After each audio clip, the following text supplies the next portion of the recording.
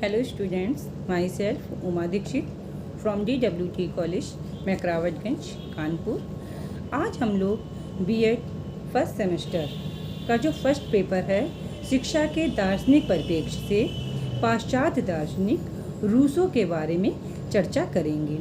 उनका जीवन परिचय कैसा था, उन्होंने कैसा शिक्षा दर्शन बताया है, उनकी क्या रचनाएं थी, उन्होंने कैसा अनुशासन बताया है, शिक्षक और शिक्षार्थी का कैसा संबंध बताया है आदि के बारे में चर्चा करेंगे।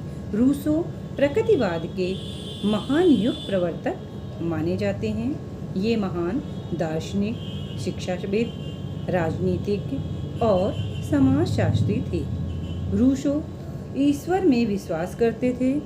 किसी भी दार्शनिक के बारे में चर्चा करने से पहले हमें उनके पारिवारिक जीवन के बारे में चर्चा करनी होती है, इसलिए हम पहले उनके जीवन परिचय के बारे में चर्चा करेंगे। रूसो का जन्म स्विट्जरलैंड के जेनेवा नगर में सन 1712 में हुआ था।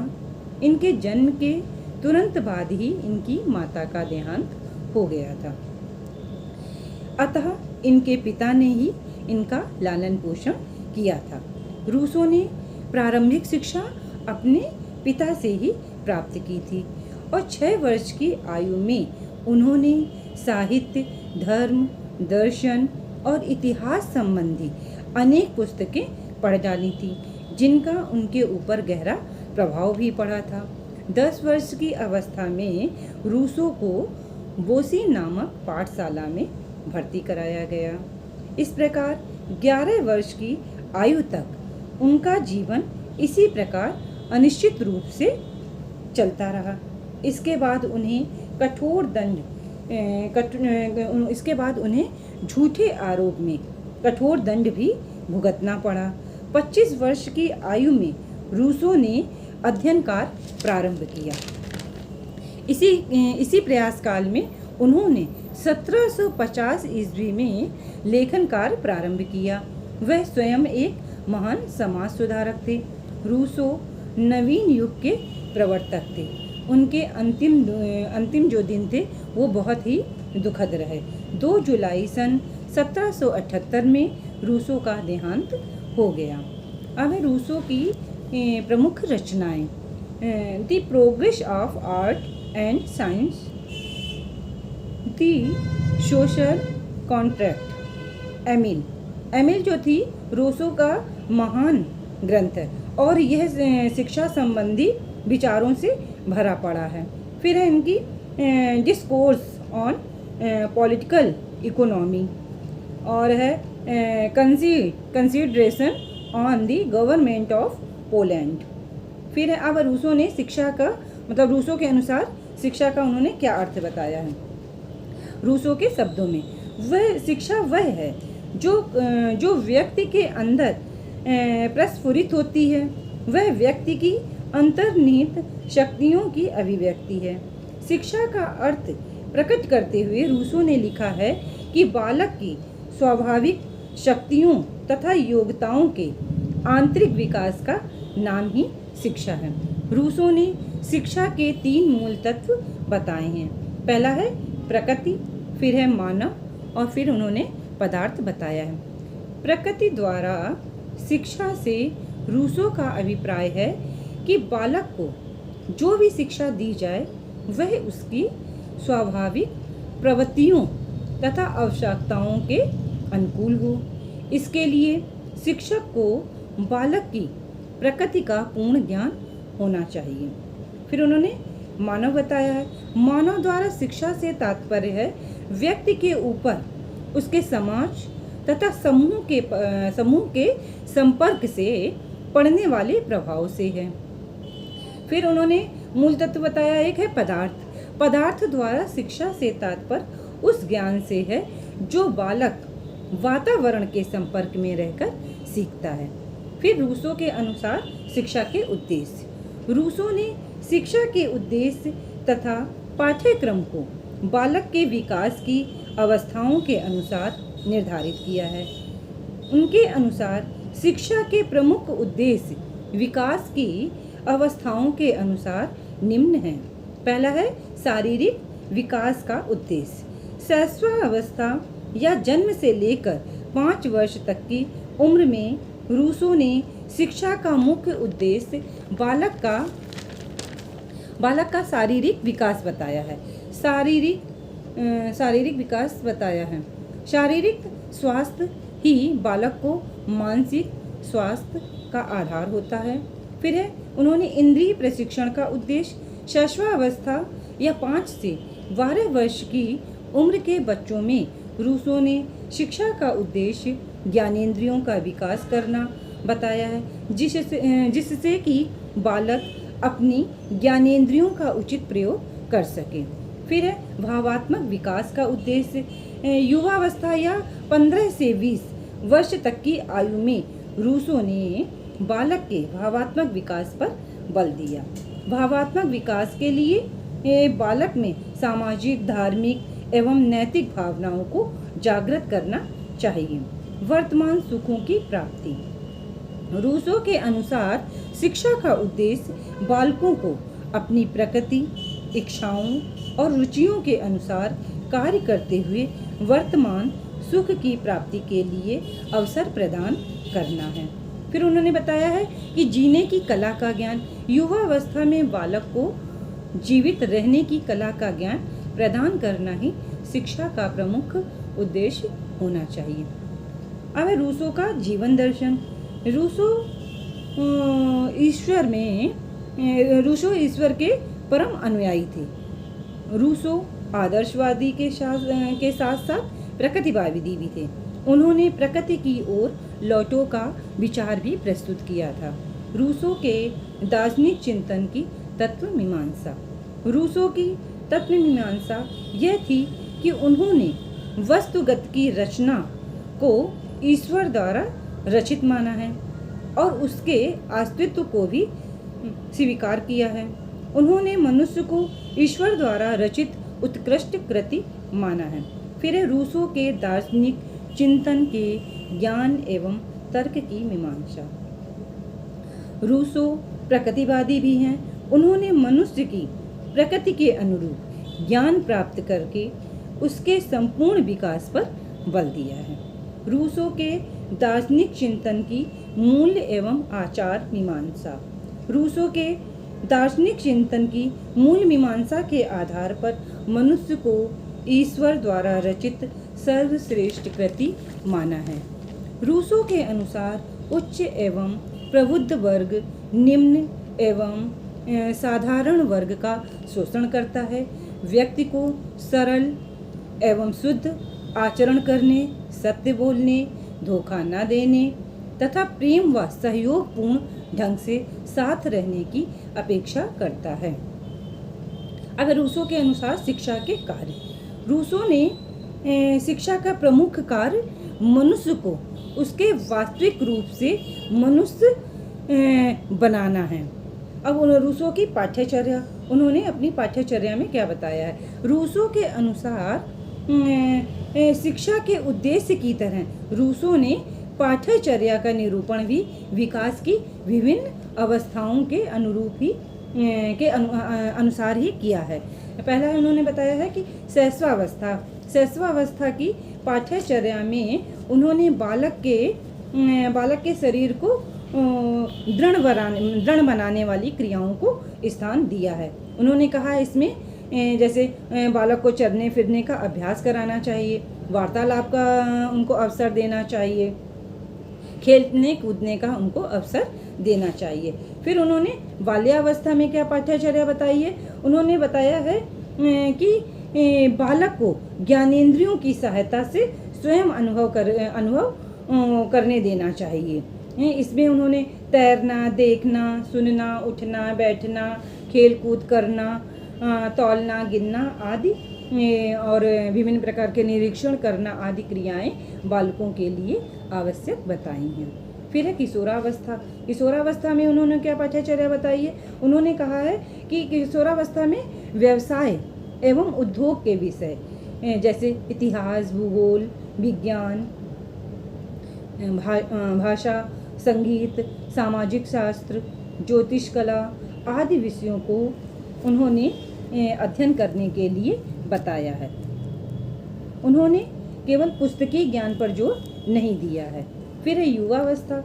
युवावस्था में बालक को नैतिक शिक्षा की क्रियाओं के द्वारा उन्होंने बताया कि शिक्षा दी जानी चाहिए। उसके चरित्र का विकास उसके स्वयं के अनुभवों और क्रियाओं के द्वारा होने देना चाहिए।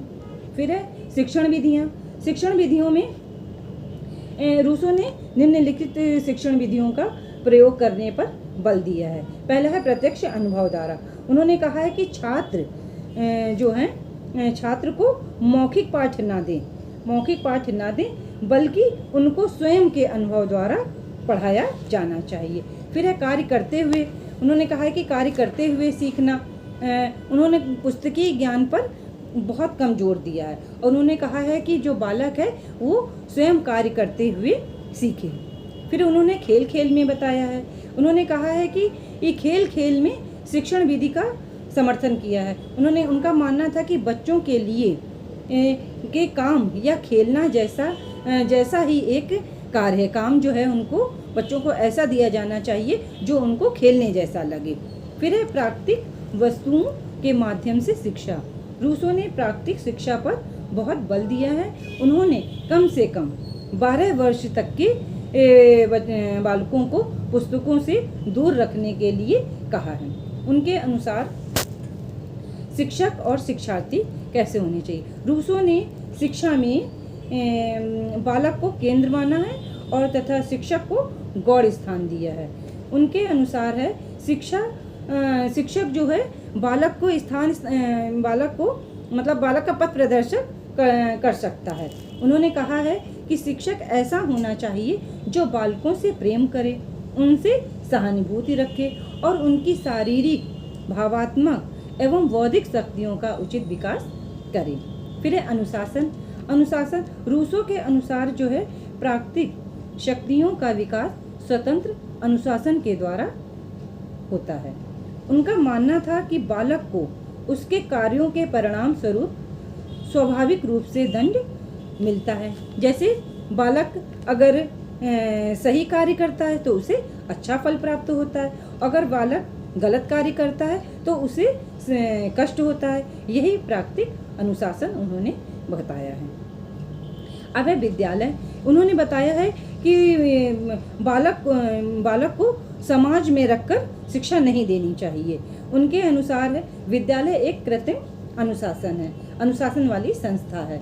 उन्होंने कहा है कि विद्यालय का जो वातावरण है सरल होना चाहिए जिससे बालक का विकास स्वाभाविक रूप से हो सके। इसके बाद उन्होंने बताया है कि उन्होंने और भी अन्य शिक्षा पे दिया। स्त्री शिक्षा के बारे में बताया है, व्यावसायिक शिक्षा के बारे में भी बताया है। अब उनकी है रूसो की निषेधात्मक शिक्षा। उन्होंने बताया है कि मैं निषेधात्मक शिक्षा, रूसो के शब्दों में है ये कि मैं निषेधात्मक शिक्षा उसे कहता हूँ जो समय से पहले ही मस्तिष्क को प्रौढ़ बनाना चाहती है और बालक को युवा पुरुषों के कर्तव्यों में शिक्षा देती है। मैं निषेधात्मक शिक्षा उसे कहता हूँ जो ज्ञान देने से पूर्व ज्ञान को ग्रहण करने वाले अंगों को दृढ़ बनाने का प्रयत्न करती है और जो ज्ञानेंद्रियों के समुचित उपयोग से विवेक शक्ति को बढ़ाती है। निषेधात्मक शिक्षा गुण नहीं देती, वह पाप से बचाती है। अब रूसो के शैक्षिक चिंतन का मूल्यांकन। रूसो के शैक्षिक चिंतन का मूल्यांकन उनके गुण दोष के आधार पर ही किया जा सकता है। पहले उनके हम लोग गुण देखते हैं। उन्होंने क्या कहा है। रूसो के अनुसार शिक्षा एक प्राकृतिक क्रिया है और सीखना मनुष्य की जन्मजात प्रकृति है।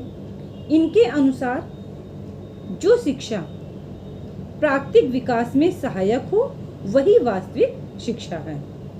उन्होंने दूसरा गुण क्या बताया है। रूसो ने मानव विकास को 4 भागों में शैशवावस्था, बाल्यावस्था, किशोरावस्था और युवावस्था में बांटा है। उन्होंने प्रत्येक अवस्था का उद्देश्य और पाठ्यचर्या अलग अलग कर दी है।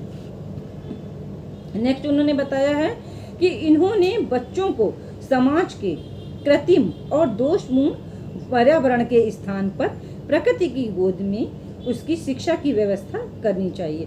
उन्होंने करके सीखने, स्वानुभव द्वारा सीखने पर बल दिया है। नेक्स्ट उन्होंने बताया है कि बच्चों के व्यवहार की पूर्ण स्वतंत्रता होनी चाहिए। उनके अनुसार बच्चों को गलत कार्य करने के लिए प्रकृति स्वयं ही दंड देगा। ये इन्होंने गुण बताए हैं। अब इन्होंने दोष क्या बताए हैं? रूसो ने शिक्षा को प्राकृतिक माना है, जबकि जन्मजात शक्तियों को किसी माध्यम से ही मनुष्य सीखता है।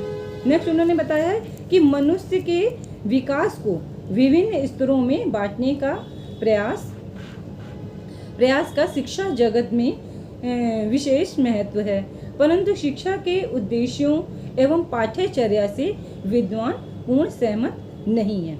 नेक्स्ट उन्होंने बताया है कि रूसो ने बच्चों को ज्ञानेंद्रियों द्वारा सीखने, स्वक्रिया तथा अनुभवों के माध्यम से सीखने के अवसर दिए हैं, परंतु समाज से पृथक करके शिक्षा देने के मत को उन्होंने मान्य नहीं किया है।